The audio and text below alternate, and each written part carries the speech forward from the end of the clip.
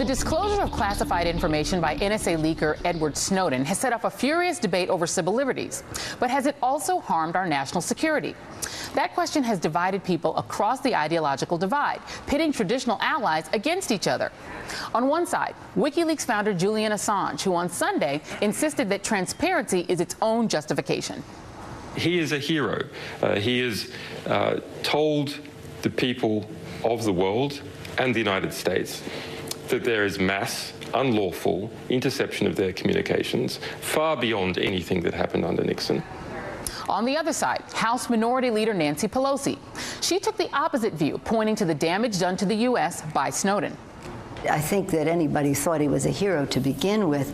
Now that he's threatening in any event to share information with Russia and China, if in fact he has any information, I think that should disabuse anybody of the notion that he is a hero. Pelosi's reaction came after Snowden's latest leak, this time to German magazine Der Spiegel, which revealed that the U.S. spied on its European allies by bugging an EU building in Washington and tapping into its computer network. Many allies weren't pleased by the revelations, with French President François Hollande saying, "We cannot accept this kind of behavior." At a press conference in Tanzania this morning, President Obama sought to downplay the controversy, suggesting this is something practiced by all countries, not just the U.S. In other words, countries spy on each other. I guarantee you that in European capitals, there are people who are interested in, if not what I had for breakfast, at least what my talking points might be, should I end up meeting with their leaders. That's how intelligence services operate. And joining us now from Washington is James Bamford, author of The Shadow Factory, the ultra-secret NSA from 9/11 to the eavesdropping on America. His NSA story also graces the cover of the latest issue of Wired magazine. And James, thanks for being with us. Oh, my pleasure. Well, so James, answer that question for us, because we have only heard about the spying that goes one way from the U.S. toward our European allies. But is it true that the same kind of intelligence is gathered by European and other allies, the Russians, et cetera, against us?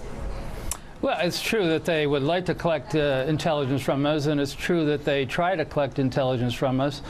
The difference is we have basically the nuclear weapon equivalent of an eavesdropping machine, and they have the equivalent of a Army howitzer.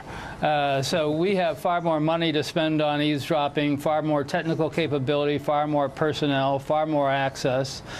And they're fairly limited when it comes to all of those things. So although they try to spy on the U.S., the U.S. has enough capabilities to pretty much deny a lot of the activities or deny them the capabilities for spying on us, while we have enormous capabilities to spy on them. Well, then, James, given that we do have technological superiority, have the revelations by Snowden, which sort of give our allies and adversaries a window into our technical superiority, have his revelations put Americans at risk? Well, I don't think they put really Americans at risk. I think what it's done is pretty much confirm what most of the people in Europe have assumed all along, especially in the European governments, that the U.S. spies. In my very first book I wrote, The Puzzle Palace, I wrote about how the U.S. was doing this, the predecessor to NSA was doing this in 1921 in France, spying on a meeting of Europeans in Paris. So it's been going on for a very long time. What is very unusual is not that these revelations have come out, because revelations like this come out every now and then, is that you actually have the revelations backed up by actual inside NSA documents. All right. Well, I want to come out to the panel, and I'll start with you, Michael. The Lexington Herald leader had an interesting op-ed by Merlene Davis, in which she said Snowden is a traitor, not a hero. And this is her explanation. She said Snowden could have taken his information to an organization or politician in this country who was willing to stand with him as he blew the whistle. Instead, he took our dirty laundry to our enemies, who have no problem lording it over us and using it against us. When you give the enemy an advantage over your homeland, you become a Benedict Arnold, who also thought he was a true patriot. Could that also apply to giving information to our allies who can lord it over us? I was just reading your email to Rachel Maddow yesterday. I'm sorry. I don't have any expert.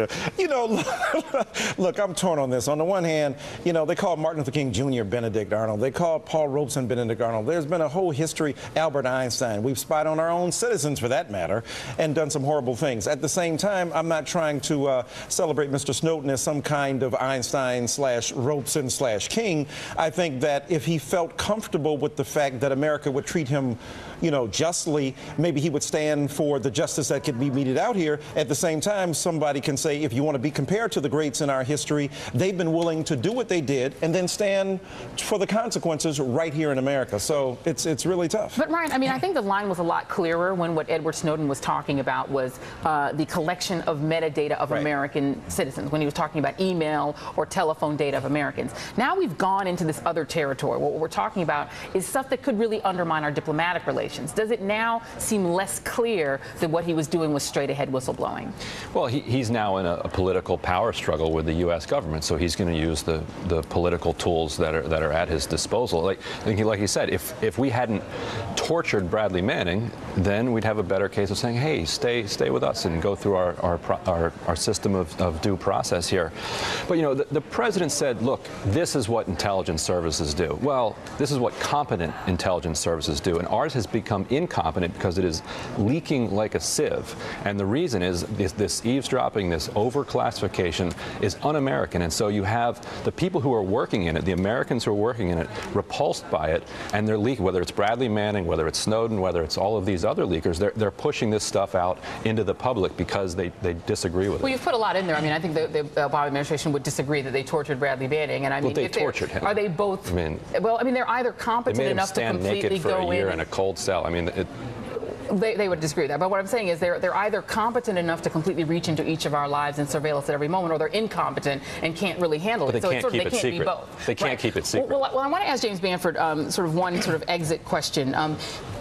The claim on the NSA side is that they're trying to stop really catastrophic potential attacks on our infrastructure, et cetera. Can you explain what it is that they say they're protecting against? Well, they're trying to protect against supposedly, the Russians and the Chinese launching cyber attacks on us. The irony here is that the director of NSA is also the head of the Cyber Command, who's supposed to protect the U.S. government communications, and yet U.S. communications and technical infrastructure, and he has one of his own people that is going out and causing probably the most elaborate leak of information in years. All right. Well, James Bamford, thank you very much. I'm sorry we're short on time. We will be right back after this.